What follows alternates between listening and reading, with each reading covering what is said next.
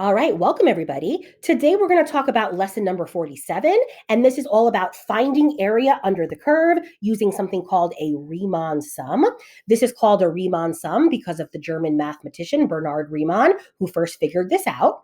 If you refer back to yesterday's lesson, you saw a couple of area problems where you were trying to approximate the area under the curve. Sometimes you were able to break up the area into a series of shapes and find the exact answer, and then in other cases, you were only able to estimate. The truth is, if this was a normal year, you guys would be breaking into groups and doing a very hands-on Riemann sum exploration, and we were just not able to duplicate that in the virtual environment. So instead, we found this Riemann sum for you that's already done, and really, as we go through, you're mostly just going to want to highlight the things that I highlight, and then write down a couple of things, and of course, ask questions as they occur. Because of the fact that I was trying to save paper for you guys, I know that the writing is a little bit small. So I have another version here where it's just a little bit larger, which is the one that I'm going to go ahead and use. There's a little bit at the beginning here that's not on your sheet. So again, just listen. And then as we go through, just feel free to highlight anything that I do. And again, ask questions whenever your teacher pauses the video. So this is called the area problem. And again, as the video pointed out yesterday, when they talk about calculus, they talk about two big problems, one of which is called the tangent line problem. That's what we did at the beginning of the year. The second is called the area problem. And that's what we started yesterday and are going to continue with today. Something else, so there are two kinds of integrals. At this point, we have only dealt with something called an indefinite integral. Remember, that means that you always have to answer with a plus c at the end, also known as the general solution. There is a second kind of integral. Maybe we've used the word so far, maybe we haven't, but the second kind of integral is called a definite integral, and that's what we're going to start talking about today, and that's what's going to apply directly to the area problem. So the area problem will give us one interpretation of a definite integral, and it's going to lead us to the definition of a definite integral. So again, that's where we're hoping to end up. And the truth is, we're not actually even going to quite end up all the way there today, but it's at least going to give us a good start. So this is where your worksheet should go ahead and start. We're going to assume that we have some function, and we're going to assume for now that that function f of x is all positive on some interval a to b. Very important to note here that it is all positive. We're going to see some examples in the coming days where it's not all positive, and then we're going to have to kind of, change things up a bit. What we want to do here is we want to determine the area of the region between the function and the x-axis. And again, something to point out here, you are always going to be looking for the area between the function and the x-axis. Never the y-axis, always the x-axis. So here, we're going to start with a specific example, and we're going to specifically talk about the function x squared plus 1, and we're going to do it on the interval from 0 to 2. So if we take a look here, this is a little sketch of x squared plus 1. Just to note where the function starts, this is the point 0, 1, which is what I get when I plug 0 in for x. Then to note here, this point is the point 2, 5. And that's the point that I get if I was to plug 2 in for the x. So if you're ever trying to graph a function, you can always start by finding the endpoint and then finding the start point. We are trying to find the area between that function and the x-axis. So my x-axis is here. And then they told me they wanted me to start at 0 and end at 2. And notice that I have broken it up into 1/2 intervals along the way. Hopefully you would realize, based on not only the lesson from yesterday, but also a little bit of common sense, you're not going to be able to find that area exactly because it's a curve as opposed to being a straight line. Some of the examples you did yesterday, if you were finding the area under a linear function, then you can break it up into triangles and rectangles and find the area exactly. Whenever it comes to a curve, we're only going to be able to find an estimation, but the whole point of this exercise is you're trying to find the very best estimation. So what we're trying to do again is we're trying to estimate the area. We're going to estimate the area by dividing up the interval into n subintervals, each of with delta x equals b minus a over n. So again, just to kind of put that in layman's terms, you're assuming that b is equal to 2, and you're assuming that a is equal to 0. So a is whatever you're starting with, and b is wherever your interval ends. This delta x, this is talking about the length of an interval. So in this case, we're talking about the fact that it's 1/2 intervals. This n right here, this is whatever you're dividing by, which in this case would be 4, because we have one interval from 0 to 0.5. We have a second interval from 0.5 to 1. We have a third interval from 1 to 1.5. And then we have a fourth interval from 1.5 to 2. So again, we're taking that interval 0 to 2, and we're going to divide it by 4. So we have 4 equal pieces, all of which are 1/2 units in length. That's going to change from problem to problem. Instead of dividing by 4, maybe you wanted to divide by 2 or 8 or 10. So that's going to change every problem. As this n gets larger, this interval, delta x, is going to get smaller.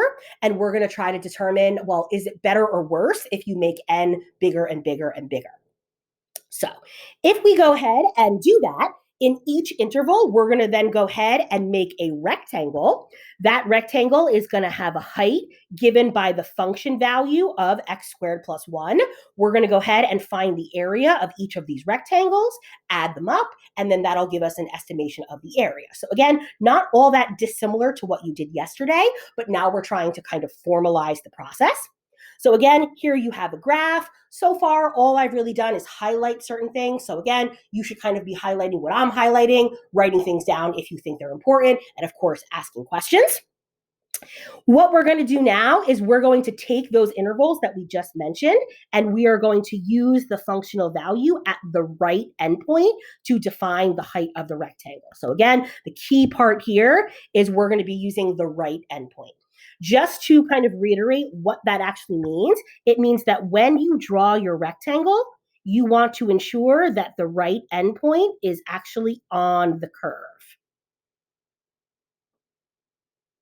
So here are my 4 right endpoints, 1, 2, 3, 4. We're then going to go ahead and try to find the area of each of those rectangles. Then we're going to add them up. And again, that is going to give us our first estimation for the area under the curve. So as we go ahead and do that, you'll of course remember that the area of a rectangle is equal to the length times the width, or the base times the height.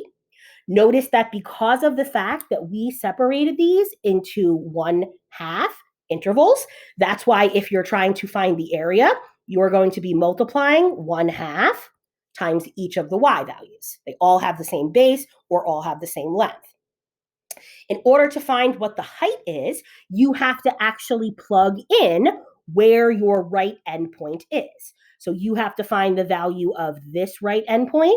You have to find the value of this right endpoint, this right endpoint, and this right endpoint. And you don't just want to guess. So that means you want to take whatever those x's are, and you actually want to plug them into the f function, remember, of which is x squared plus 1. Sorry, so f of x is x squared plus 1. So if you want to find the height of this rectangle, you're going to plug 0.5 into the f function. If you want to find the height of this rectangle, you're going to plug 1 into the f function. Then to find the height of the next one, you have to plug in 1.5, and to find the last one, you have to plug in 2. So again, these blue values in my next step, they come from plugging the blue values in the previous step into the f function. Once you find those y values, if you go ahead and multiply and add those all up, you are going to get an estimation of 5.75. Again, this is an estimation. This is not our only possible answer. Take a look at this picture. If your mission was to find the area under the curve, looking at your answer, looking at the rectangles, is this going to be too big or too small? If you think about it, this is going to be too big. Why is it too big? Well, consider the parts that are extra. If I just want the part under the curve, anything that's highlighted in yellow is the extra. That's not actually under the curve. but because I'm only estimating, it's part of my answer. So I just want to keep that in mind that 5.75 is too big. I know for sure that is not the exact area, and I know for second that it's going to be too large. So let's try a different estimation and see if that gets us a better answer. So again, we're going to do a very similar scenario here, but instead, we're going to use it as a left endpoint. So notice that as I've drawn my 4 rectangles, they are still 1/2 units in length or in the base distance. But now when I go to calculate my height, I am going to use the left endpoint.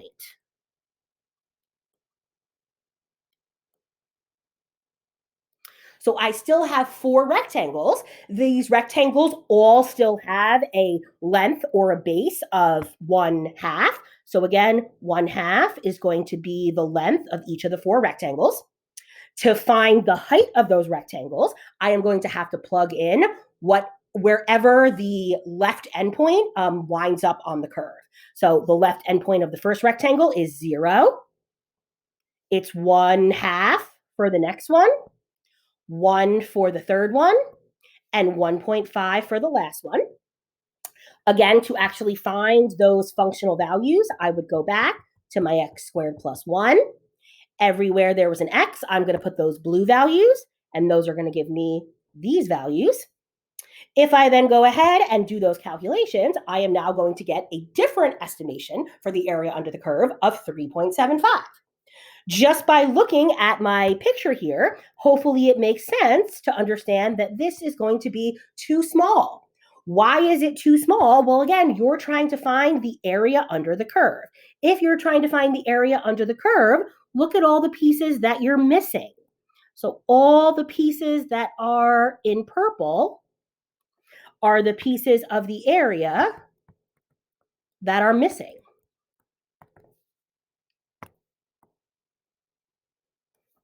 So my first area was too big. My second area is too small. Again, we're trying to figure out, is there a way to kind of make it better and better and better? So here is yet another thing that you could do to try to get a better estimation. So another common thing you can do to get the heights of the rectangle is to, instead of using the left endpoint or the right endpoint, you're going to go ahead and find the midpoint. So again, this would be called the midpoint strategy. So notice that for my example here, I'm still starting at 0. I'm still ending at 2. I'm still talking about the same function, x squared plus 1. But now instead of using a left endpoint or instead of using a right endpoint, I'm going to use the midpoint strategy. So here is my first midpoint and my second midpoint and my third midpoint and my fourth midpoint. How would you know to use the midpoint strategy? Well, either we would tell you or it would be obviously clear that you're using the point in the middle. So it's not like it's going to be a secret.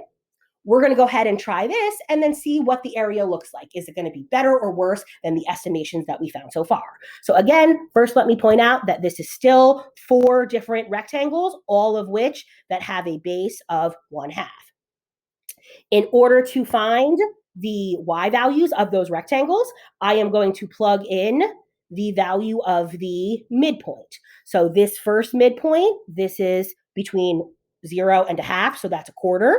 This is 3/4, this is 5/4, and this is 7/4. Again, if you plug those blue values into my original f function, you're going to get these blue values. And if you go ahead and perform that estimation, you're going to get an estimation of 4.625. The first thing that you would notice is that it is approximately between the left and right endpoint estimation. So if we concluded that the left endpoint was too small and we included that the right endpoint was too big, the fact that this midpoint is in the middle, that's already a good sign. Just for the sake of comparison purposes, suppose I actually tell you what the actual value of the area under the curve is, and it's 14 thirds, which is 4.66. You would kind of agree, I would hope, that that estimation is really pretty spot on here. So the left and the right endpoint were not totally the best, but the midpoint really was. So generally speaking, the midpoint strategy is going to be better than the left or right estimation. So again, we don't want to generally conclude that always one endpoint is going to be too big and one is going to be too small. It depends on whether or not the function that you're using is increasing or decreasing. Again, think about what this would look like if instead of being an increasing function, if it was a decreasing function and you started doing your rectangles. So it's not always that the right is going to be larger and the left is going to be smaller. You really kind of have to look on those on a case-by-case basis. So then that just kind of reiterates here. Again, if you're using a decreasing function, you would get the opposite result. You don't really have to memorize that. The truth is, if you just look at the picture when you draw the rectangles, you'll kind of be able to see if it's going to be too big or too small just by looking at the overage. So let's say that what we did so far was pretty decent, but we're still looking for something even better. So how can we continue to try to get closer and closer and closer to the actual answer? So what we could do is we could try to instead make more rectangles. So the easiest way to get an approximation that's better is to have more rectangles. And again, what we're really doing is we're increasing the n. Remember that in the previous problem, we divided by 4. Now, in these examples, we're instead going to be dividing by 8.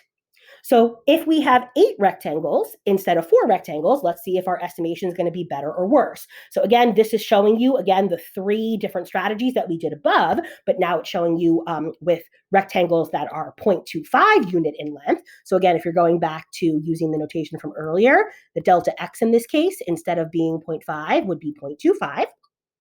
And there are 8 rectangles. So here, this is an example of a right endpoint, which again, you can notice because if you look at it, it's the right endpoint. This would be an example of the left endpoint strategy. And this is yet another example of the midpoint strategy. Again, just by looking generally, if you look at this right endpoint, if you're trying to find the area under the curve, look again, it's going to be too large because anything in yellow there is the extra. If you're talking about the left endpoint, you again know it's going to be too small because anything in orange is the part that you're missing. If you go ahead and look at the midpoint here, you can see that that's getting even better because the amount of overage and underage in each of the cases really kind of look to be approximately equal. So without actually showing you the whole process again, since I think once is enough, here are the estimations that you're now able to get from this. So notice AR, that means the area from the right. So notice that, again, it's still too big, but it's better than it was when we only had 4 rectangles. AL, this is talking about the left endpoint. Again, it's still too small, but it's better than it was when we had 4 rectangles. And man, take a look at that midpoint one. We're actually getting so close to the actual answer. So not only is the midpoint strategy going to be the best one overall, but what we're kind of seeing here is that increasing the number of rectangles did improve the accuracy of the estimation. And honestly, that's probably one of the biggest, most important things to take from this lesson. So definitely make sure that you highlight that and make a little star there. Increasing the number of rectangles does improve the accuracy of the estimation. So again, keeping that in mind. We did 4 rectangles, then we did 8 rectangles. Well, imagine what it would look like if we did 20 rectangles, or if we did 100 rectangles, or if we did 1,000 rectangles. We would be getting closer and closer and closer to the actual answer, but obviously that would be a completely onerous process. We'd be sitting here forever, and mathematicians are nothing if not efficient. So the main goal here is that this explanation leads us to the question, is there a way to find the exact area under the curve without actually doing all this work? And the answer is yes. So again, the question, just to kind of even clarify it a little more, is there a way to find the exact area under the curve? Yes. And when I say that, I mean without a Riemann sum. Certainly, sorry, let me make that a little neater. Certainly, we are not going to ask you to perform this process too many additional times because after a few times, you kind of get the idea or you don't. But the main thing we're kind of able to figure out here is that, yes, there is a way to find the area without actually doing all this work. We're not actually going to do it, but I am going to start showing you how to do the setup. So you're trying to find the area under the curve, which we're going to go ahead and say A. That is going to be equal to, this is actually going to be an integration. What is it that you're going to integrate? Well, you're going to integrate whatever the function is, which of course, hopefully you remember in this case was x squared plus 1. Remember that you do need a variable of integration, so you have to follow it up with a dx. And then here's the thing, because you're trying to find a specific area in a specific interval, remember that in this case, you were trying to solve the problem on the interval from 0 to 2.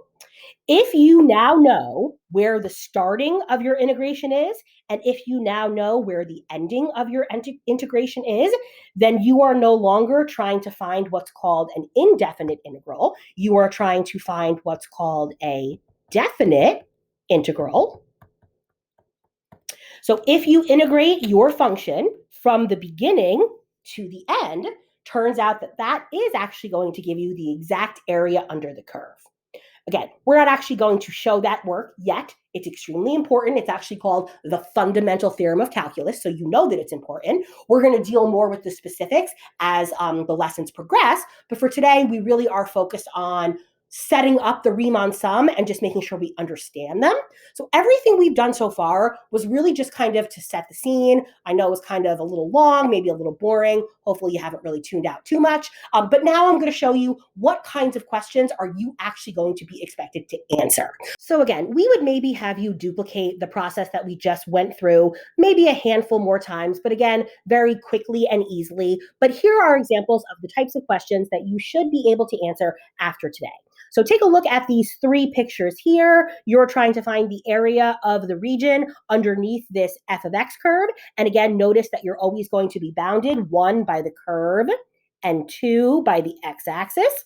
You always have to know where to start and where to end. So we're going to call that interval from A to B. One last thing to point out here before we actually get into these problems is that for today, we are only going to consider examples with an entirely positive area. If you do not have an entirely positive area, which basically means what if you are not all above the x-axis, you have to approach things a little bit differently. We are going to talk about that in upcoming lessons, but for not today. So again, every example we give you, at least on these notes, is going to be only for the positive area. So going back to, again, we're trying to find the area of this region here, and you can see that I have two approximations over here to the right. We have one that is going to be too low. We have one that is going to be too large. So question 1, does the lower sum show a right hand or left hand approximation? So my lower sum is here. In order to answer that question, I have to look at the rectangles. Looking at the rectangles, are the points, the endpoints on the left side or the right side? Hopefully by looking at just a couple of examples, you can see that those are the left-hand approximations. Common sense would dictate, and you can also look that if you're talking about the upper sum, is it a right hand or a left hand? Well, taking a look at that, you can see that in these cases, in each example, the right endpoint is on the curve, so that is a right hand approximation. How does the actual area under the curve always compare to the upper and lower sums? I don't know that I actually use those exact words, the upper and the lower sum. We talked about being too big or too small. So if you want to kind of formalize it, it's called the upper and lower sum. So how does the actual area compare? It's always somewhere between. Doesn't necessarily have to be exactly between, but it always has to be somewhere between. And again, a way to get a better estimation is to have more rectangles or to try using a midpoint. There are actually other shapes that give you even better estimations, but we're going to kind of stick to rectangles for now. Here's an example of another question I might ask you. So take a look over here at the right. Notice that this is the square root function, the square root of x plus 1. So that is, of course, looks like a scoop that starts with a y-intercept of 1. Notice that here we are being asked to find a Riemann sum from 1 to 3.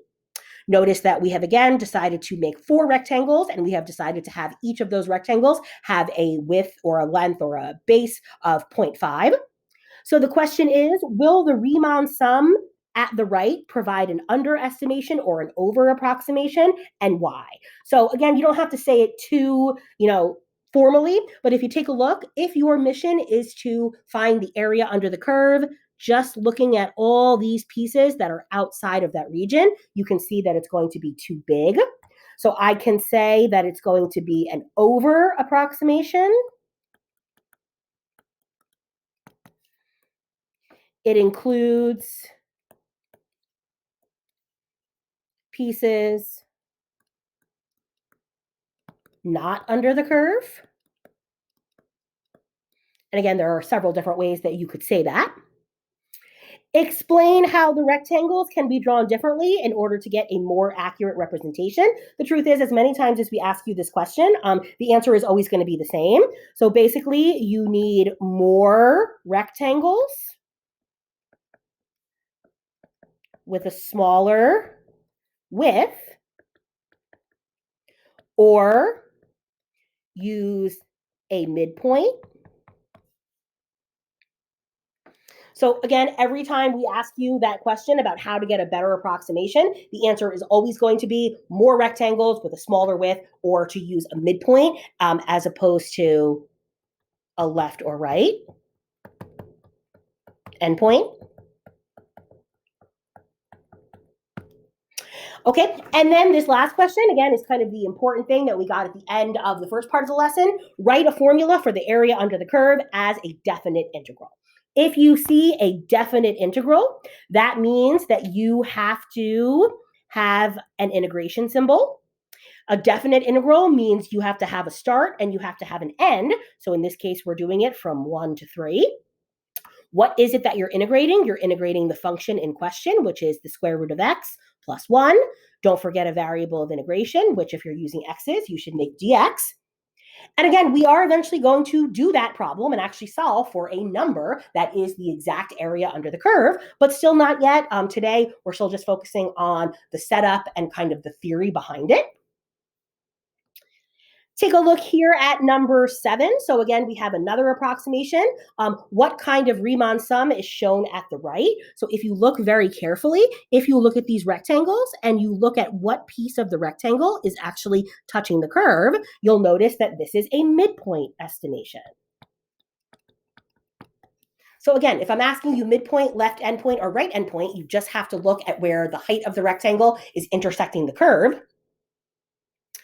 You're trying to find the sum from 0 to 4. I know it's a little hard to see this rectangle here, but there is one.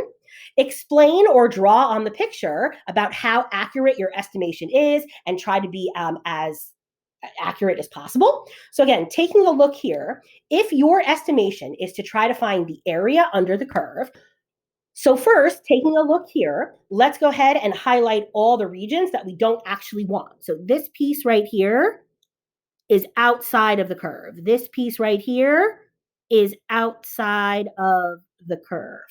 Outside of the curve and outside of the curve. So those are all the pieces that are going to be part of my answer that I don't want. Then consider all the pieces that I want that are missing. So I'm missing this little region here. I'm missing this little region here. I'm missing this little region here, and so on and so forth.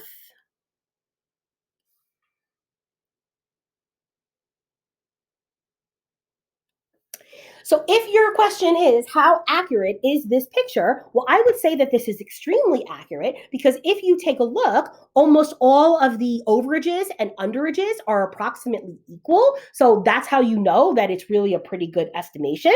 Again, it's not perfect, but if I had to classify this, I would say that it was very accurate. Reason being is that the overestimation is approximately equal to the gaps or the underestimation. So because the purple regions and the green regions basically balance each other out, that's how you know that you really do have a pretty accurate estimation. All right, and to finish up, we have our final two examples. We are trying to find the equation for each curve and then write the formula for the area under the curve as a definite integral. Now, obviously, there in number 9, you can see that that looks like it's the exact area, where in number 10, they're using those rectangles to find a Riemann sum. But either way, you're going to go ahead and write me a definite integral for what it is they're trying to find. So again, you're going to start off by writing the integration symbol, and then you're going to tell me from where to where. Unless otherwise noted, assume that each tick mark is a 1. So here in the first problem, number 9, you are starting at 0, 0, and you appear to be ending at 2, 4. So you're going to tell me from what x to what x is this happening. It's always x's. So clearly this is the integration from 0 to 2. And again, when you have those numbers, that's what makes it a definite integral. That looks like a quadratic to me, and because it goes through 0, 0, and 2, 4, it should be fairly straightforward for you to understand that that's simply x squared. You must have a variable of integration, so if you're going with x, go ahead and finish it up with the dx, and that is what we are looking for. If you were to perform this integration, you would in fact get the area under the curve. Again, we are going to be doing that a tons of times in the next couple of units, but for now, you just simply want to be able to write that.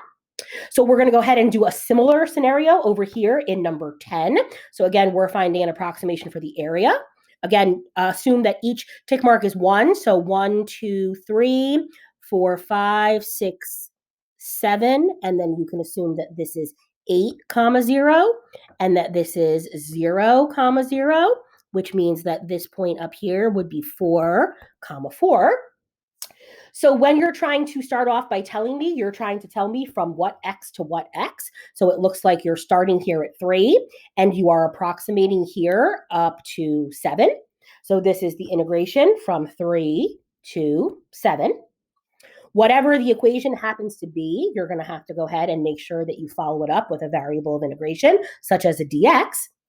And then there's a couple different ways you could find this, a little bit of guessing and checking. You could actually set up some formulas and solve, but I would think that it's probably fairly simple. Obviously, number 10 is some transformation of number 9, so we know that it has something to do with an x squared. Compared to number 9, which is the original, you can see that the graph has moved 4 units to the right and then 4 units up. So if you think about what that would look like as an equation, that means that inside of the squared, you would have a -4. That's what moves it to the right. And then outside, you would have a +4. That's what moves it up. And again, you're thinking of the parent function in number 9 and how it becomes number 10. Then the fact that it's upside down, I would imagine that the fact that it's upside down, you could pretty easily remember that means there's a negative out front. And then it just becomes a matter of, is that the right answer? So if that was the right answer, it means that the vertex would work, which it does. And it also means that the two x-intercepts would work. And that's where we run into a little bit of trouble.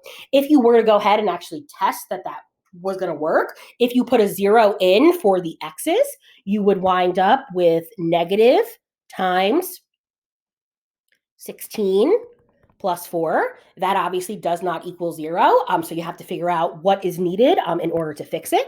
Turns out the only way to get that to work would be, instead of just a negative out front, if you could reduce that to be a 4. How do you do that? Well, you would need a 1/4. And again, transformation-wise, the fact that this parabola is a little wider than usual is how you know that it would be a fraction out front. We're not going to ask you to do too many like this where you have to find the equation, and the ones we are going to ask you will be pretty straightforward. But for the homework tonight, it's going to look a little bit different. There's a matching section where you're going to try to match the equation with the graph, and then there's a section like this where you're going to try to just write, take the picture rather that shows the area under the curve, and then rewrite it as a definite integral. So much more to come over the next couple of days. Thanks very much for tuning in, guys, and we will catch you next time.